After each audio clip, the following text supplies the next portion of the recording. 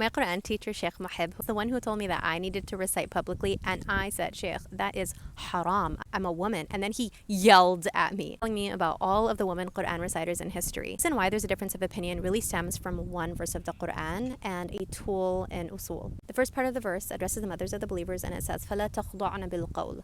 Qatada, Tabari, and Al-Baghawi all have a general understanding of this verse, meaning do not be flirtatious in your speech. And then it speaks about a person who has a disease in their heart. In general, the scholars mention that that could be hypocrisy or lust. And then it says, وَقُلْنَا قَوْلًا مَعْرُوفًا. This verse is used directly against those who say that the voice of a woman is awra, because if a woman's voice was awra, why would Allah tell women how to speak? They speak in a way that is professional, respectful. So the scholars who use this verse to say that woman's recitation is prohibited in a space where men can overhear, to this concept that men may find taladduth or desire in hearing her recitation.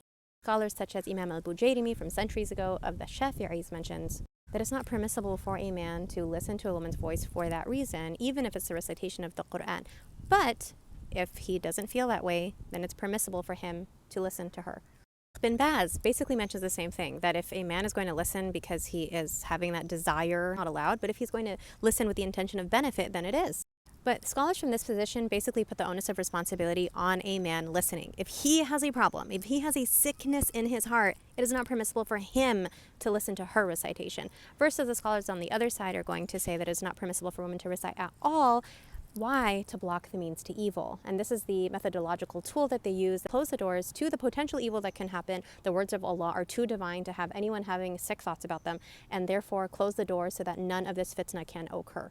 My Quran teacher, Sheikh Abdullah Deeb, is the one who pointed me towards the example of the neighbor of Amr. Her name was Waraqah, who was a hafidha of the Quran, and she would recite the Quran every single night. And one night he didn't hear her recitation. He was worried about her. He went to check on her, and then he found that she had actually been murdered in her home. And the Prophet ﷺ used to say, let's go visit the Shahida. She was known as the martyr, and subhanAllah, she was martyred in her homes at the time did not have cement walls, which meant that their voices are going to be overheard into the streets at times, especially if they are reciting. And if you've memorized the Quran, you know you cannot memorize in a quiet voice. You sometimes have to recite very loudly in order to remember what you're memorizing. And we don't have an order from the Prophet ﷺ at any point where he made a declaration to the mothers of the believers or any woman not to recite loudly in their homes because their voices may carry out of their homes. In fact, we have a narration where the Prophet ﷺ is walking past the home of a woman who's reciting, and she says, Bismillah ar-Rahman ar-Rahim, Hal ataka hadith al-ghashiyah.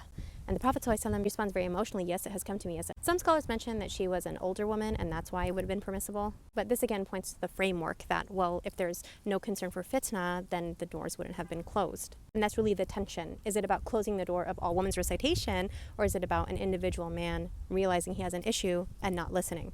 Countries like Malaysia, Indonesia, Singapore, Morocco, Algeria, parts of Nigeria, and so many other different places in the world, women's recitation is the norm. I've heard from 2 women who heard me recite for the first time, said they had never even known that women could learn the Quran as a reciter. Hearing so many of the stories like that is why Qariya eventually came to be, alhamdulillah.